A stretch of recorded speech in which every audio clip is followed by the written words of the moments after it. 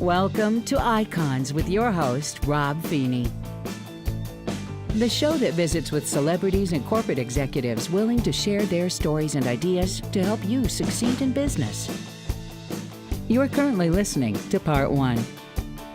Meet today's icon. Welcome to Icons. Let's dig in. Welcome to Icons. I'm your host, Rob Feeney. We have a great show for you today. We have an accomplished musician, famous for being in such bands as Meatloaf, Grand Funk Railroad, Union, Billy Squier, Michael Bolton, most notoriously Kiss. He is just a great guy, a nice guy, and he has a CD coming out February 3rd called BK3.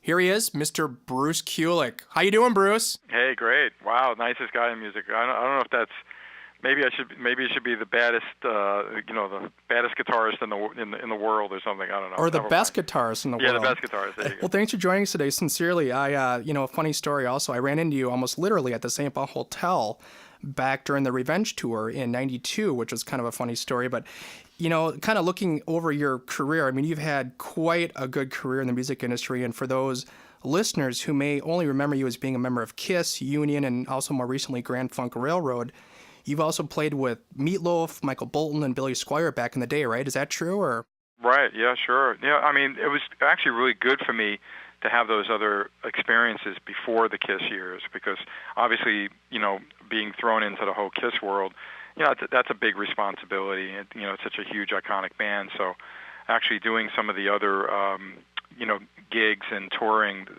with those other artists really did kind of prep me for what the record business and touring business and recording business is all about. And you must be very adaptable then with all the various music styles you've played with. I mean, because you got Kiss, you got Meatloaf, you have Michael Bolton. I mean, very different styles of music.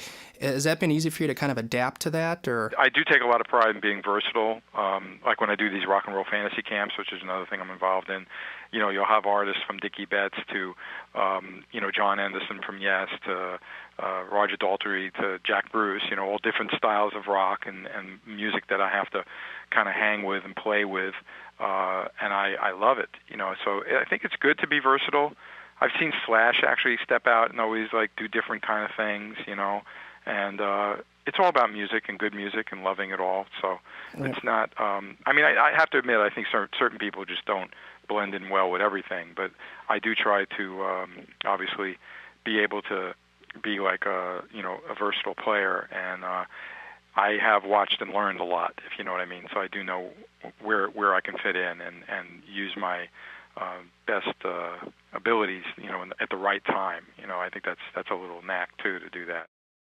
your guitar work evolved tremendously with Kiss, I know, through the years, and that must have been really challenging considering they were, going through some significant lineup changes at the time during that period of time. And what was that like for you? I must ask real quick. I mean, I must have been really, really stressful. I mean, what was that like to kind of go through that? Well, when I first joined the band, which was 84, the end of 84, during the summer, Paul asked me to come in and help them out on the Animalize record on just like a song and one other little part on a second song, because Mark was having some health problems, their new guitarist, and he just mentioned to me, "Don't cut your hair," and I didn't know what that meant, but obviously I found out a few months later when they asked me to join to go to Europe with them, and then it went really well, and well enough that even when they gave Mark the opportunity to see what he would do, they realized they had the right guy with me.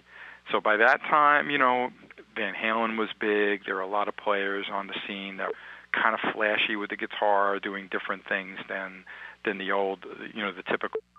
So that like Ace would be more quoting, if you know what I mean. And I remember it was important for me to just play what was contemporary, but at the time still have one foot in the classic stuff that Kiss represented, So again, a good role for me to fill, actually, even though, it was big shoes, obviously, the lead guitarist of Kiss and all. But I certainly understood what Paul meant by that, and I rose to the occasion for that kind of a challenge.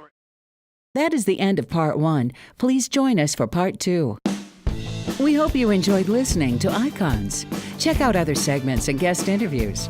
If you have ideas for future topics or would like to be a guest on our show, please call 763-412-0771.